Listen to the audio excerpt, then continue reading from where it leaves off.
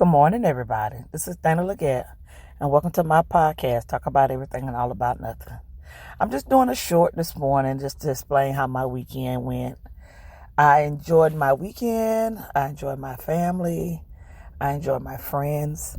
We went to hang out with my mom went to Conway, got our feet done, and we went to the beach to go to the outlets, and we ate at this beautiful restaurant. I have never been there. It's called Carolina Roadhouse.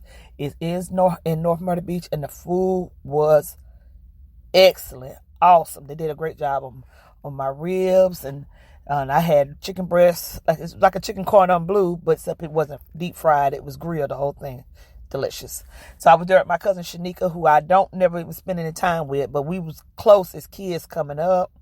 And then my sister, my younger sister, Leslie, and my mom, and my cousin Monique and her kids, and my aunt Trisha and her daughter, Mooka, which I have heard on my podcast before, talking about how young she is and how she's becoming a young lady hanging in our female adult circle.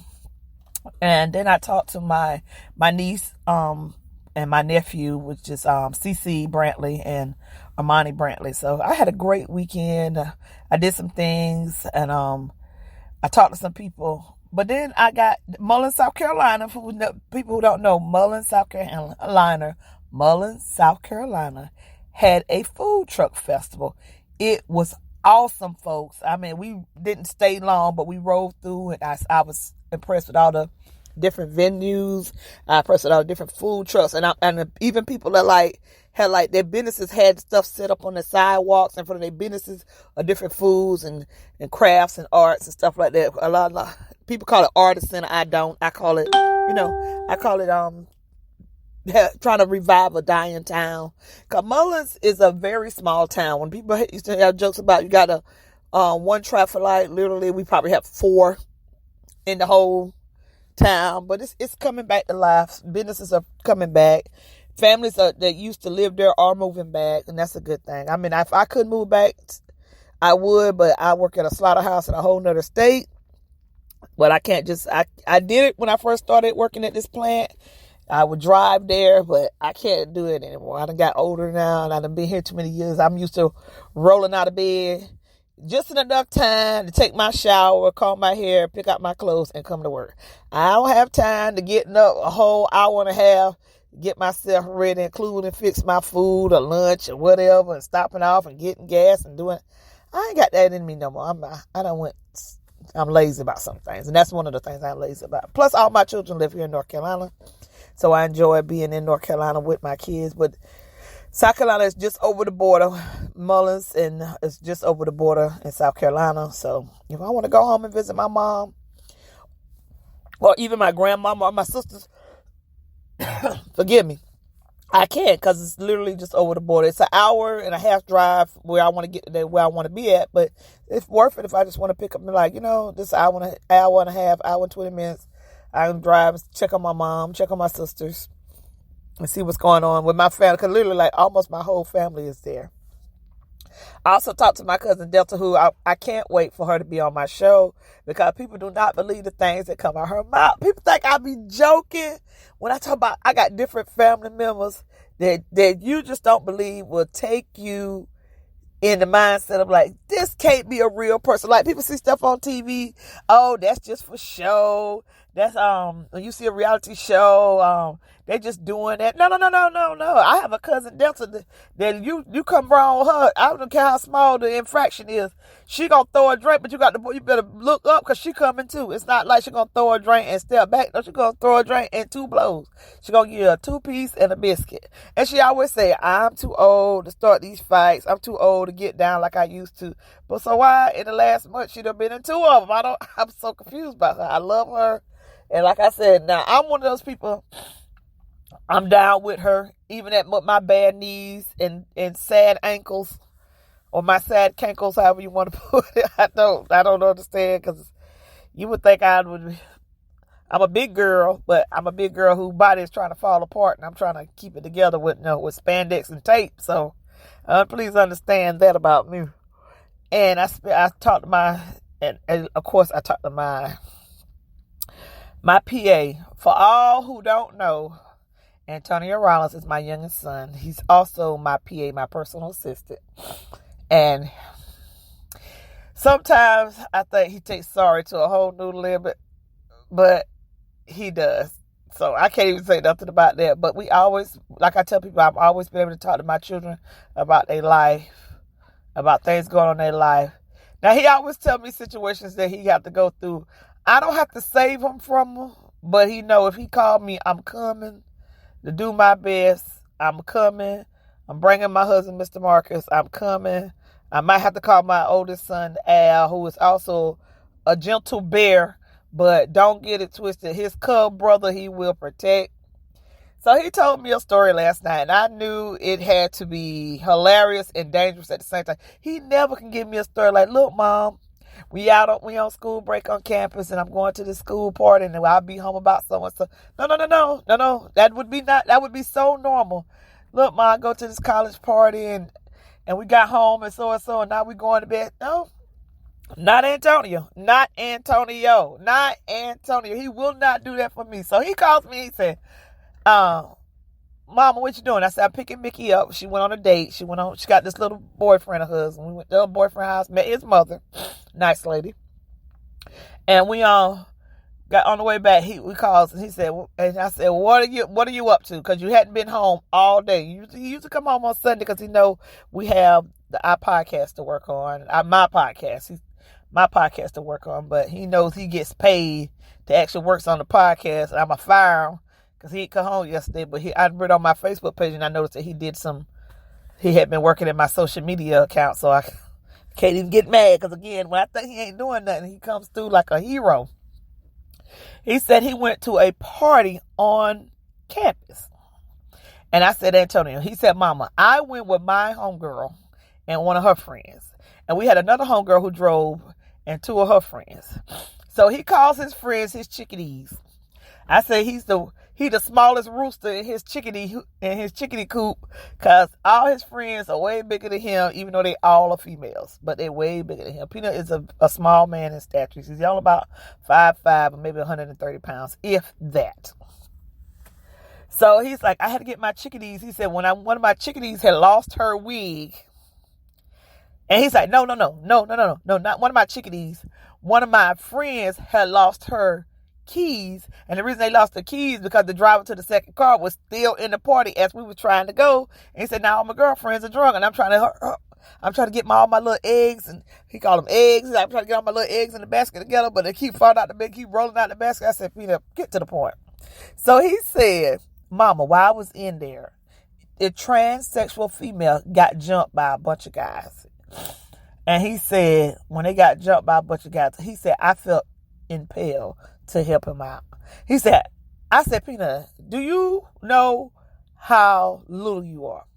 So Mr. Marcus was in the car with her. He was like, Antonio, see, you always jump into dangerous situations. You do not. He told me, say, you can't save everybody. Antonio, you can't do it. You can't save everybody. So now him and Marcus talking about if you get hurt and stuff like that, then I got to get your mama to you, and then I got to come save you. He said, Antonio, you can't keep jumping in a situation you can't do anything about. And he was like, Mr. Marcus, but I couldn't stand to see your old girl get beat up like that. He said it was too much. He said, he was in the middle of the crowd. He was like, excuse me. I said, what were you doing? He said, I was just getting through the crowd. I need him. I need her. I need sister right there. He said, literally, people like, stop. I was like, what? Yeah, I need sis. We got to go.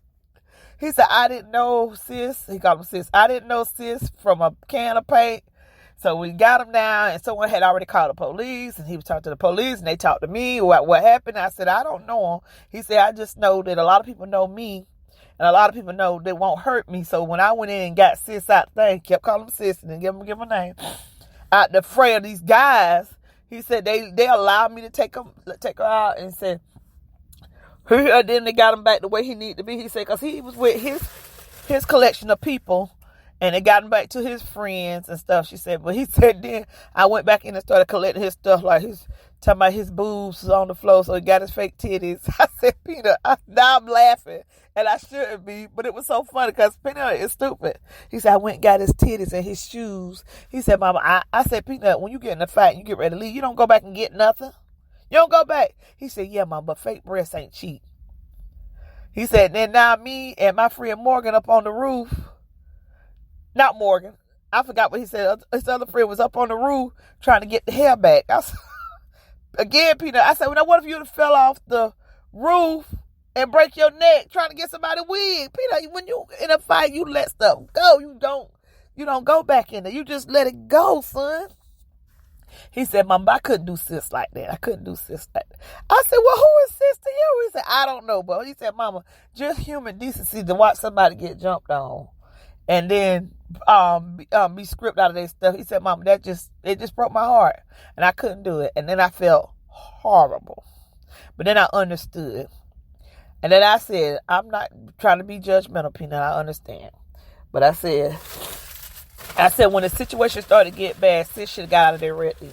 And he said, absolutely, Mom, but I don't know how it got started. All I know, I didn't want it to end with us being all under the investigation and the college getting shut down and no more dorm parties, all because they killed sis. He said, I can't. He said, I enjoy going to school here, Mom. I don't want to see that happen. And I said, I understood that. And I know, excuse me, y'all. I know y'all hear me in the background, but I'm eating donuts and drinking coffee.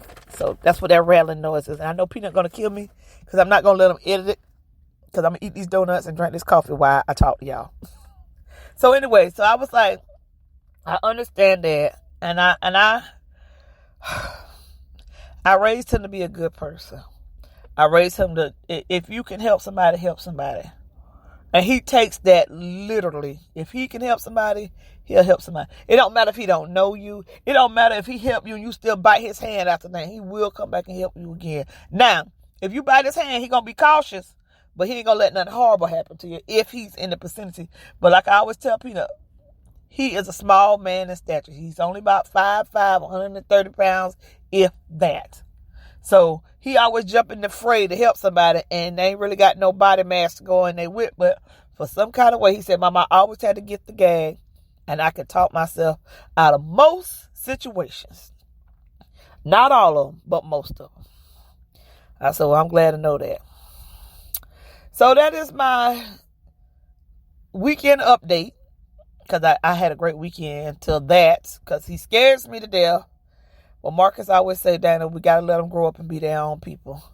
And I'm glad that I am learning to let them grow up and be their own people. I'm glad that they who they are. I'm glad to know that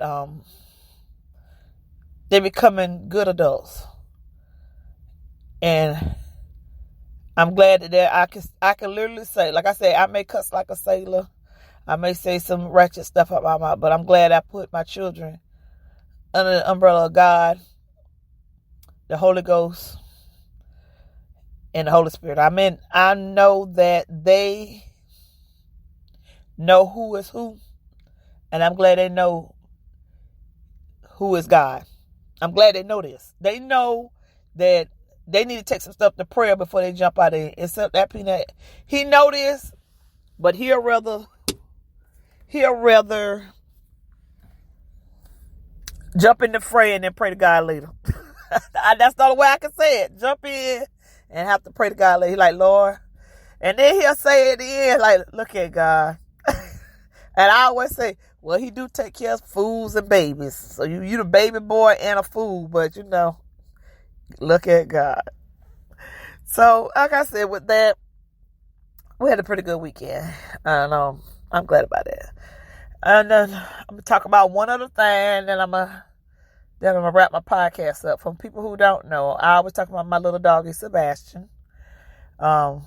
He was in the backyard one day, and he was just using the bathroom. We had to put him on a lead because he'll wander around the yard. I have about an acre of land behind my house, and I put him on a lead because I don't want him to get too far out. And I was told the other day, I want to say Sunday before last, that a snake was spotted twice along the border of my yard. My husband Marcus put down, for who don't know, we live in the South, so snakes is not uncommon for us. But if you have like a lot of turtles in your neighborhood, you don't get as many snakes, people. I don't know if you know this, because snakes will fight, turtles will fight snakes back, especially if they're in their territory. So I have a lot of turtles. I'm okay with that. But we have a lot of everything. I'm talking about, I done seen 2 foxes this week alone. I done seen the rabbits out of control. They also eat my flowers. They're not cute.